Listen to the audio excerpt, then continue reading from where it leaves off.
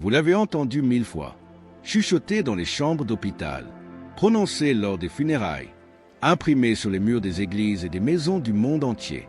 Le Seigneur est mon berger. Ces mots résonnent à travers les siècles, réconfortants, familiers et pourtant profondément incompris. La plupart des gens entendent le psaume 23 et pensent à la paix, aux chants paisibles et à une douce musique. Mais si ce psaume n'avait jamais été conçu comme une berceuse, et s'il avait été écrit comme un cri de guerre, né de l'épuisement, de la peur et de la survie, cette vidéo vous emmènera au-delà des apparences du psaume le plus célèbre du monde. Nous allons en découvrir le sens profond, verset par verset, ligne par ligne, en décodant le message caché qui relie le combat du roi David, votre parcours personnel et la vision prophétique qui pointe directement vers Jésus, le bon berger. À la fin de ce voyage, vous comprendrez que le psaume 23 ne parle pas de réconfort dans la mort, mais de puissance dans la vie. Il ne s'agit pas d'échapper à la vallée, mais de découvrir qui marche à vos côtés. Vous comprendrez pourquoi David n'a pas écrit ces paroles depuis un trône, mais depuis le champ de bataille de son âme. Il ne parlait pas simplement d'un berger. Il en était un. David combattait lion et ours à main nue. Il savait ce que signifiait protéger des brebis sans défense dans le désert, traverser le danger sans aucune garantie de lendemain. Et lorsqu'il disait « L'Éternel est mon berger », il n'écrivait pas de poésie. Il déclarait allégeance. C'était le cri d'un homme qui avait vu les ténèbres et choisi la confiance plutôt que la peur. Alors, à mesure que nous parcourons chaque verset, préparez-vous à entendre ces paroles comme si c'était la première fois. Car ce n'est pas seulement une histoire de l'ancien Israël, c'est la vôtre. Il s'agit de la foi sous le feu, de la direction à travers le chaos et d'un berger qui guide encore aujourd'hui. Maintenant que vous savez ce qui vous attend, une révélation cachée dans le psaume le plus aimé de tous les temps, commençons par là où David a commencé. « L'Éternel est mon berger ». Cette simple phrase a changé l'histoire. Découvrons pourquoi. Quand David écrivait « L'Éternel est mon berger », il ne citait pas les Écritures, il les vivait. Ce n'étaient pas les paroles raffinées d'un théologien assis confortablement. C'était le battement de cœur d'un jeune homme qui avait affronté la mort dans le désert et qui croyait encore que Dieu ne l'avait pas abandonné. Pour vraiment comprendre le psaume 23, il faut pénétrer dans l'univers de David, non pas dans les cours royales de Jérusalem, mais dans les champs silencieux sous un ciel dégagé.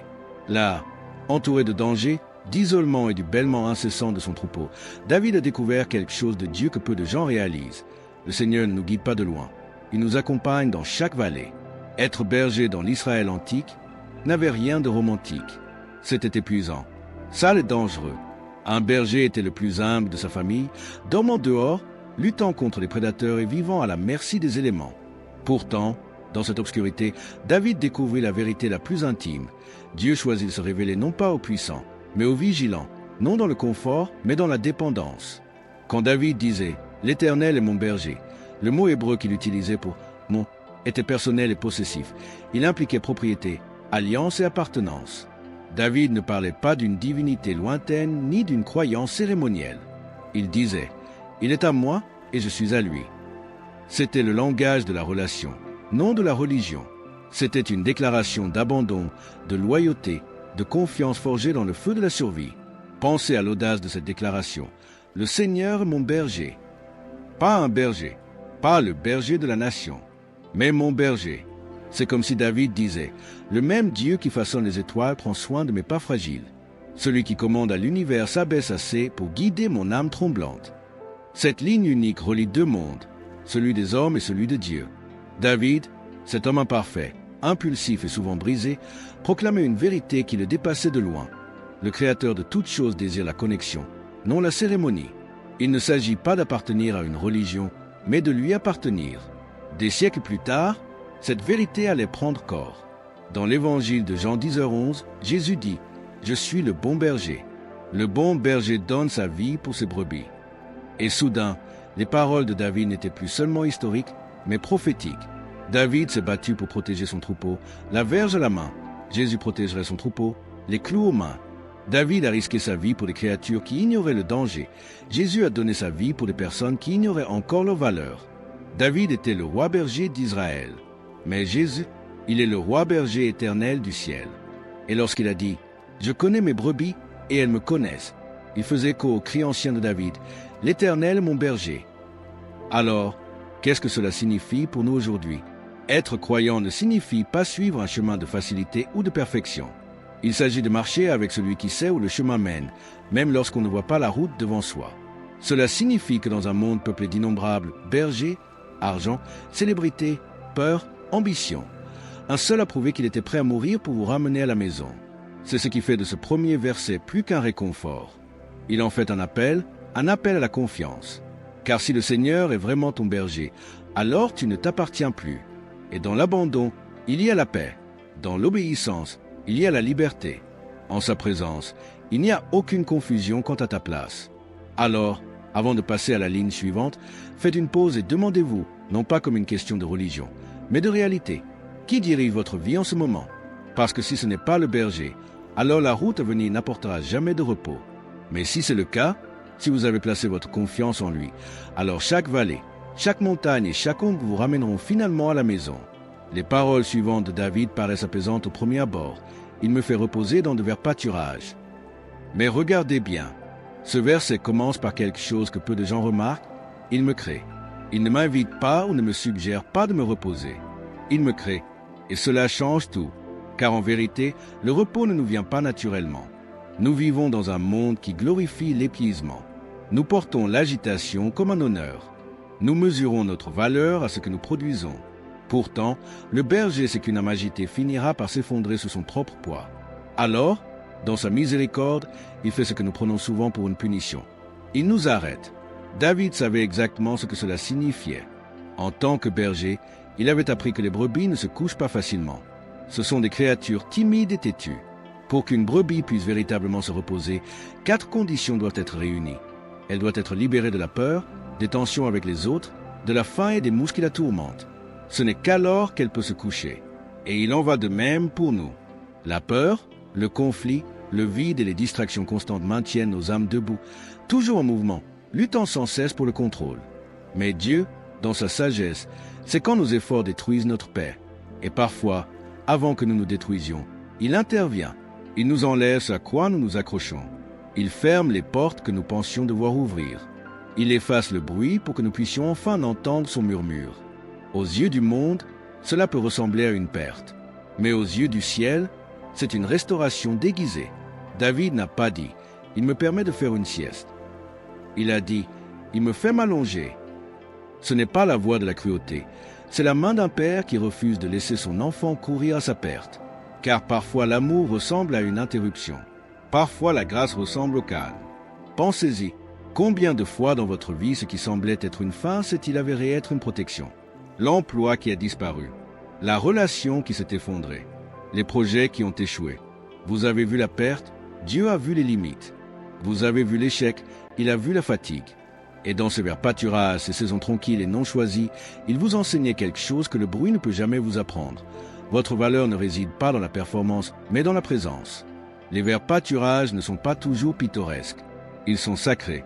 Ce sont les lieux où le berger nourrit votre âme et non votre ego.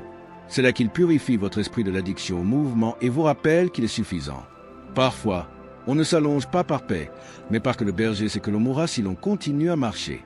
Quand David dit « Il me fait m'allonger », il ne décrit pas une cure thermale. Il décrit une intervention divine.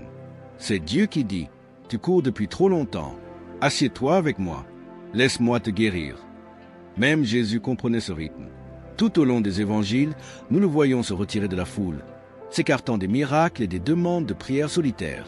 Le Fils de Dieu, à qui rien ne manquait, s'arrêtait pourtant pour se taire. Non pas par faiblesse, mais parce que l'intimité avec le Père précède toujours la force pour la mission. Alors, quand Dieu interrompt vos projets, quand la vie ralentit d'une manière que vous n'aviez pas choisie, ne le méprisez pas. On vous force à vous allonger. Vous n'êtes pas puni, vous êtes préservé. Le repos n'est pas le dernier recours du berger. C'est son premier acte de miséricorde. Et s'il vous fait vous étendre, c'est parce qu'il sait ce qui vous attend, un voyage qui exige une force renouvelée. Alors, pendant que vous respirez cet instant, demandez-vous, où Dieu pourrait-il vous demander de ralentir en ce moment? Dans quel vert pâturage, bien qu'inconfortable, vous conduit-il? Car la paix n'est pas l'absence de mouvement, c'est la présence de la confiance. Et lorsque vous vous abandonnez enfin à ce silence, vous commencerez à voir se dérouler la partie suivante de la révélation de David. Il me conduit près des eaux paisibles. Quand David écrivait « Il me conduit près des eaux paisibles », il ne décrivait pas une scène de vacances. Il n'imaginait pas un étang paisible entouré de fleurs et de soleil. Il décrivait la survie. car dans le désert de l'ancien Israël, l'eau n'était pas facile à trouver. Et lorsqu'elle était, elle se présentait souvent sous deux formes. Des rivières tumultueuses capables de noyer un mouton instantanément, ou des eaux dormantes, calmes, survitales. Un bon berger ne conduisait pas son troupeau vers n'importe quelle eau. Il le conduisait vers la bonne eau, celle qui ne le détruirait pas. Voilà le genre de paix dont parle David. Non pas l'absence de bruit ou de conflit, mais la présence de la sécurité. La véritable paix ne dépend pas de ce qui vous entoure, mais de celui qui vous guide. Les moutons ont peur des eaux vives, car ils connaissent leur propre faiblesse. Un faux pas dans le courant et le poids de leur laine les entraînerait sous l'eau. Le berger devait donc trouver un ruisseau calme ou creuser un petit bassin près de la rivière où les moutons pourraient boire en toute sécurité. Et c'est exactement ce que Dieu fait pour nous. Nous sommes attirés par les fleuves rapides, le rythme de l'accomplissement, le frisson de la distraction, le bruit d'une connexion constante. Mais ces fleuves sont trompeurs. Ils promettent le rafraîchissement et engendrent l'épuisement. Alors le berger intervient. Il nous éloigne du chaos et nous conduit vers la quiétude, une paix qui ne dépend pas des circonstances, mais de sa présence. Les eaux calmes ne sont pas naturelles. Elles sont choisies. Elles sont créées par les soins du berger, façonnées par sa main. Et le chemin pour y parvenir n'est pas toujours facile. Parfois, c'est à travers des déserts, parfois de longs silences, parfois des prières restées sans réponse. Mais lorsqu'il vous y conduit enfin, vous réalisez quelque chose de profond. La paix n'a jamais été un lieu. C'était une personne. Jésus a dit dans Jean 14h27, « Je vous laisse la paix, je vous donne ma paix. Je ne vous la donne pas comme le monde la donne. » Cela signifie que la paix du berger n'est pas fragile. Elle ne dépend pas de ce qui se passe dans votre vie, mais de ceux qui vous accompagnent. Avec lui, même les eaux tumultueuses ne peuvent vous submerger, car il vous apporte la paix. David avait vu les deux sortes d'eau, le chaos de la peur et le calme de la foi. Il avait fui ses ennemis, s'était caché dans des grottes, avait crié de désespoir. Pourtant, il avait découvert que, quelle que soit la violence de la vie, la voix du berger pouvait apaiser la tempête intérieure. C'est pourquoi Jésus, le bon berger, se tenait dans une barque pendant une violente tempête et dit « Silence, tais-toi ». Il ne parlait pas seulement à la mer, il enseignait à ses disciples que la paix ne se trouve pas dans le contrôle, mais dans la confiance. Et c'est là que beaucoup d'entre nous peinent. Nous aspirons à des eaux calmes, mais nous retournons sans cesse vers des eaux tumultueuses. Nous aspirons à la paix, mais nous ne parvenons pas à la trouver. Nous essayons sans cesse de créer nos propres rivières, nos propres issues, notre propre sentiment de sécurité, et nous finissons par nous noyer dans les choses mêmes que nous pensions nous satisfaire. Les eaux paisibles du psaume 23 ne sont pas une récompense pour la perfection. Elles sont le fruit de la soumission. C'est lui qui me guide et non moi qui me guide. Il décide quand m'arrêter, ou boire, quand bouger. Et quand je le suis, la paix m'accompagne aussi. C'est peut-être pour cela que vous vous sentez agité ces derniers temps, non pas parce que vous êtes loin du succès, mais parce que vous avez été loin de la tranquillité. Peut-être que Dieu ne vous refuse pas la paix, peut-être vous rappelle-t-il à ces eaux que vous avez été trop occupés pour voir. Alors arrêtez-vous un instant, respirez profondément. Souvenez-vous que le même berger qui a guidé David à travers les déserts vous guide encore aujourd'hui. Il ne se contente pas de vous montrer la paix, il vous y conduit. Et ce faisant, vous découvrirez que les eaux calmes ne sont pas silencieuses parce que le monde s'est arrêté. Elles sont silencieuses parce que votre âme s'est enfin arrêtée. Peu de versets dans les Écritures ont autant de puissance tranquille que celui-ci. Il restaure mon âme. Court, simple, mais d'une signification infinie. Car restaurer ne consiste pas à polir ce qui semble brisé, mais à raviver ce qui était mort. David n'a pas écrit ce vers en poète décrivant la sérénité. Il l'a écrit en homme qui savait ce que c'était que de se perdre, de pécher, d'échouer, de tomber et d'être retrouvé. Lorsqu'il dit « Il restaure mon âme », il ne parle pas de réconfort. Il parle de sauvetage. En hébreu, le mot traduit par « restaurer » est « shuv », qui signifie retourner, ramener, faire demi-tour. Il évoque quelque chose ou quelqu'un délicatement retiré d'un lieu où il n'était pas censé rester, une âme ramenée chez elle. Et David savait exactement à quoi cela ressemblait, car avant d'être roi, il était berger. Dans l'élevage ancestral, on parlait de « mouton jeté ». Ce terme désigne un mouton tombé sur le dos et incapable de se relever. Au premier abord, il peut paraître paisible, les pattes en l'air, les yeux au ciel. Mais en quelques minutes, la panique s'installe. L'animal pris au piège se débat, cherche son souffle, et si le berger ne le retrouve pas à temps, il mourra de cette façon. Il ne meurt pas d'attaque, mais de ne plus pouvoir se relever seul. C'est le tableau que David peignait. Il ne décrivait pas un repos poétique, mais la miséricorde d'un berger qui sauve ceux qui ne peuvent se sauver eux-mêmes. Lorsqu'un berger trouve une brebis perdue, il ne lui crie pas dessus. Il ne la gronde pas et ne la frappe pas. Il s'agenouille.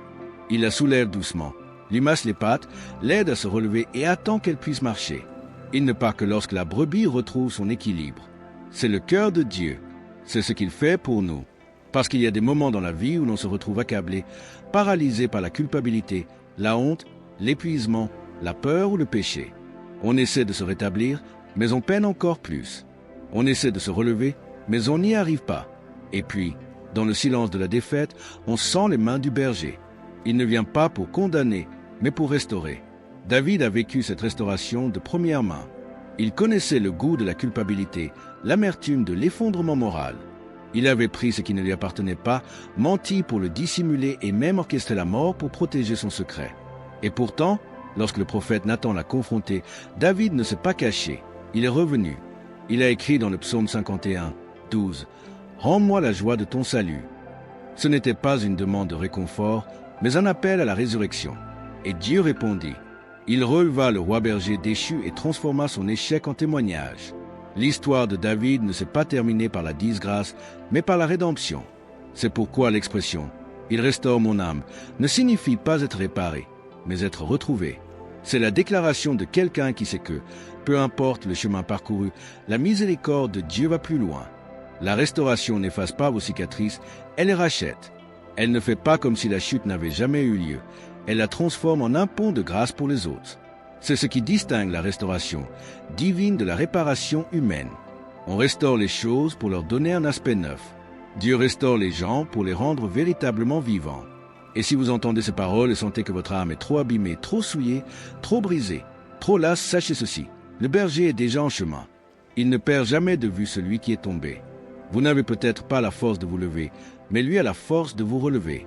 Jésus lui-même a perpétué cette vérité. Lorsque Pierre l'a renié 3 fois, Jésus ne l'a pas rejeté. Il l'a rencontré sur le rivage, lui a préparé le petit déjeuner et lui a posé 3 questions simples qui ont restauré son âme. M'aimes-tu ? 3 reniements effacés par 3 affirmations, non par la punition, mais par l'amour. C'est ainsi que le berger restaure. Il vous retrouve, il vous pardonne, il vous appelle à nouveau par votre nom. Et une fois votre âme restaurée, le voyage ne s'arrête pas, il recommence, car la restauration est toujours suivie d'une direction. Le berger ne se contente pas de vous relever, il vous guide ensuite. Après avoir déclaré « Il restaure mon âme », David ajoute immédiatement « Il me conduit dans les sentiers de la justice à cause de son nom ». Et cette transition est puissante, car une restauration sans direction n'est qu'un soulagement. Mais une restauration guidée devient un but. Quand Dieu restaure votre âme, il ne vous ramène pas là où vous étiez. Il vous guide vers votre destination. Et ce chemin, celui qu'on appelle les chemins de la justice, n'est pas la route facile et directe que beaucoup s'attendent. Il est souvent sinueux, étroit et imprévisible, mais toujours le bon. L'expression hébraïque ici, Magal Tzedek, est riche de sens. Elle ne désigne pas simplement un comportement moral. Elle signifie chemin droit, chemin qui mène à la vérité et à l'alignement. David ne dit donc pas « Dieu me fait mieux me comporter ». Il dit « Dieu me guide avec sagesse, même lorsque je ne comprends pas où il me mène ». Il ne s'agit pas seulement de vivre dans la droiture, il s'agit de marcher avec une précision divine. C'est là que beaucoup de gens luttent avec la foi. Nous aimons l'idée de vers pâturage et d'eau calme. Mais dès que le berger nous conduit sur un terrain rocailleux, nous commençons à questionner sa bonté. Nous nous demandons, si Dieu est avec moi, pourquoi ce chemin est-il si difficile ? Mais David avait vécu assez longtemps pour apprendre qu'un chemin difficile n'est pas forcément un mauvais chemin. Pensez à Joseph. Dieu lui a donné un rêve de grandeur, mais le chemin vers ce rêve l'a conduit à travers la trahison, l'esclavage et la prison. Pensez à Moïse. Appelé à mener son peuple vers la liberté, il a pourtant passé 40 ans dans un désert qui a mis sa patience à rude épreuve. Pensez à Jésus, le Fils de Dieu, dont le chemin juste l'a conduit non pas aux applaudissements, mais à la croix. Chacun d'eux a suivi un chemin de justice. Et aucun n'a été facile, car la justice n'est pas une question de confort, mais de confiance au berger lorsque le chemin n'a pas de sens. En vérité, le chemin de la justice mène souvent à des situations qui mettent votre foi à l'épreuve, précisément parce qu'elle la façonne. Si chaque pas était prévisible, vous n'apprendriez jamais la dépendance. Si chaque porte s'ouvrait facilement, vous n'apprendriez jamais le discernement. Et si chaque vallée était évitée, vous ne connaîtriez jamais la délivrance. David ne promettait pas la sécurité, il proclamait la confiance. Il comprenait que chaque virage, chaque retard, chaque détour avait un but, non pas parce qu'il le voyait, mais parce que celui qui le guidait le voyait. Il y a une phrase cachée dans ce verset qui passe souvent inaperçue, à cause de son nom. Cela signifie que ces chemins justes ne concernent ni votre réputation, ni vos accomplissements, ni votre confort, mais sa gloire. Le nom de Dieu est lié à sa fidélité. S'il vous guide, alors le chemin, aussi incertain soit-il, s'achèvera par sa bonté. Il ne peut manquer d'achever ce qu'il commence, car son nom, sa personnalité même, est en jeu. À l'époque de David, la maison du Seigneur désignait le tabernacle, cette tente sacrée où la gloire de Dieu reposait parmi son peuple. C'était le lieu de rencontre entre le ciel et la terre, entre l'éternel et le fragile. Mais le cœur de David aspirait à quelque chose de plus grand, une demeure non construite par des mains humaines, une présence libre de murs ou de rituels. Des siècles plus tard, ce désir allait être exaucé lorsque Jésus déclara dans Jean 14:2 « Il y a plusieurs demeures dans la maison de mon Père, je vais vous préparer une place. » C'était à nouveau le berger qui parlait, non pas avec un bâton, mais avec une promesse. Il assurait à ses brebis que chaque pas qu'elles font dans les vallées de ce monde les mène quelque part vers une demeure inébranlable. Ce verset ne parle pas seulement du ciel comme d'un lieu lointain au-delà des nuages. Il parle d'une réalité qui commence maintenant. Car la vie éternelle ne commence pas à la mort, mais au moment où l'on demeure. Quand on cesse de fuir Dieu et qu'on commence à se reposer en lui. Quand on cesse de considérer sa présence comme un instant et qu'on commence à la considérer comme notre foyer. Habiter dans la maison du Seigneur, c'est vivre chaque jour avec la conscience de ne jamais être hors de sa protection. C'est se réveiller avec la certitude que son berger continue de nous guider. C'est traverser les épreuves sans panique, car on sait que le chemin ne mène pas à la destruction, mais à la communion. David n'imagine pas des salles de marbre ni des rues dorées. Il imagine un sentiment d'appartenance. Un sentiment que rien ne peut lui voler, ni la mort, ni l'échec, ni la peur. Il se souvient de chaque nuit solitaire dans le désert, de chaque combat qu'il a mené seul, de chaque larme versée en signe de repentance, et réalise qu'il n'a jamais été vraiment seul. Le berger l'avait toujours guidé vers la maison. C'est la puissance silencieuse de ce dernier verset. Il recadre chaque épreuve, chaque retard, chaque déception. Car une fois que vous comprenez que la destination de votre vie est la maison du Seigneur, même vos vallées prennent sens. Les détours étaient un entraînement. L'obscurité était un raffinement. Le silence vous apprenait à écouter. Tout ce que vous avez traversé vous préparait à demeurer. La beauté de la déclaration de David réside dans son absence de conditions. Il ne dit pas « j'espère demeurer » ou « je pourrais demeurer ». Il dit « je demeurerai ». Ce n'est pas un vœu pieux, c'est une promesse d'alliance. Car le berger qui a commencé le voyage est fidèle pour le mener à terme. Et sa miséricorde ne s'arrête pas à votre dernier souffle. Elle vous accompagne tout au long du chemin. Pensez au voleur sur la croix à côté de Jésus, un homme qui avait gâché sa vie, mais qui, dans un instant d'abandon, entendit les paroles les plus réconfortantes jamais prononcées. « Aujourd'hui, tu seras avec moi au paradis. » C'était la voix du berger ramenant à la maison une dernière brebis perdue. Et c'est là l'espoir de tout cœur croyant. Le même Dieu qui a accompagné David dans les champs, qui l'a guidé à travers la peur et l'échec, qui a restauré son âme et couronné sa vie de miséricorde, ce même Dieu guide encore son peuple vers la maison aujourd'hui. La destination n'a pas changé. Le berger n'a pas changé. Seul le chemin a changé. Cette dernière ligne du psaume 23 est plus que la conclusion d'une prière. C'est le début de l'éternité. Car un jour, les ombres s'estomperont, la verge reposera, le bâton ne sera plus nécessaire. Il n'y aura plus de vallée, plus d'ennemis, plus de larmes. Seulement une table éternelle, une lumière qui ne faiblit jamais et un berger dont la présence emplit chaque recoin de l'éternité. Et ce jour-là, lorsque nous passerons enfin du temps à l'éternité, la première chose que nos âmes entendront ne sera pas un reproche, mais un accueil chaleureux. La voix qui nous a autrefois appelés à traverser les ténèbres murmurera les mots pour lesquels nos cœurs étaient faits. « Tu es chez toi ?» C'est la promesse que David a vue de loin, et celle pour laquelle nous vivons encore aujourd'hui. Alors, où que vous soyez dans votre cheminement, que ce soit dans de verts pâturages ou dans l'ombre profonde, souvenez-vous de ceci, vous n'errez pas, vous êtes guidés, et le chemin sous vos pieds, aussi incertain soit-il, vous ramène à la maison. Parce que l'histoire du berger se termine toujours au même endroit, dans sa maison, pour toujours. Le psaume 23 commence par une simple déclaration, « L'Éternel est mon berger ». Mais en parcourant verset par verset, nous constatons que ce n'est pas si simple. C'est un cheminement, des champs et des pâturages, à travers l'obscurité et le danger, jusqu'à une demeure inébranlable.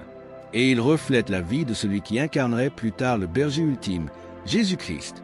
David, le roi berger d'Israël, savait ce que signifiait prendre soin des plus vulnérables. Il a risqué sa vie pour protéger son troupeau, a traversé des vallées dangereuses et a enduré des épreuves qu'il ne comprenait pas pleinement.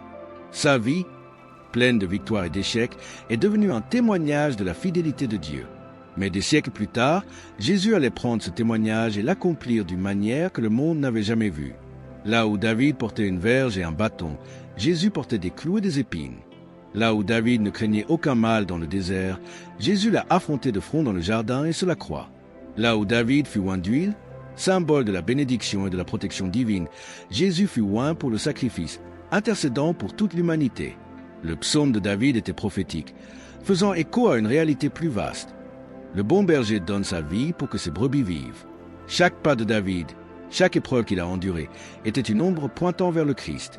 Le même Dieu qui a restauré l'âme de David restaure la nôtre. Le même berger qui a poursuivi David avec bonté et miséricorde nous poursuit aujourd'hui. Les mêmes mains qui ont guidé David à travers les verts pâturages et les sombres vallées nous conduisent maintenant vers la demeure éternelle avec lui. C'est pourquoi le psaume 23 est intemporel. Il s'adresse à ceux qui sont fatigués, errants, brisés. Il parle à ceux qui se sentent perdus, anxieux ou effrayés par le silence. Car le berger a parcouru tous les chemins, affronté toutes les ombres et vaincu toutes les menaces, non par gloire, mais par amour. Et voici la vérité ultime que nous pouvons en tirer. Le psaume ne s'arrête pas à la restauration, à la guidance ou au réconfort. Il se termine par la communion, par le retour à la maison. Il nous renvoie à la promesse éternelle qu'en fin de compte, le berger ne se contentera pas de nous guider à travers la vie. Il nous accueillera dans sa maison pour toujours. Alors, où que vous soyez aujourd'hui, à la lumière du soleil ou à l'ombre, dans l'aisance ou dans l'épreuve, rappelez-vous, vous n'êtes pas abandonné, vous n'êtes pas seul. Vous êtes conduit, protégé, oint, poursuivi et finalement ramené à la maison. Le psaume 23 n'est pas seulement l'histoire de David. C'est l'histoire de chaque cœur qui fait confiance, de chaque âme qui s'abandonne et de chaque vie qui suit le berger éternel. Et par Jésus-Christ, cette histoire se poursuit, en vous, en moi et en tous ceux qui marcheront en sa présence pour toujours. Que ceci soit votre réflexion, votre méditation, votre assurance. Le berger n'est jamais parti. Il n'est pas loin. Il est avec vous maintenant, vous appelant par votre nom et vous ramenant à la maison.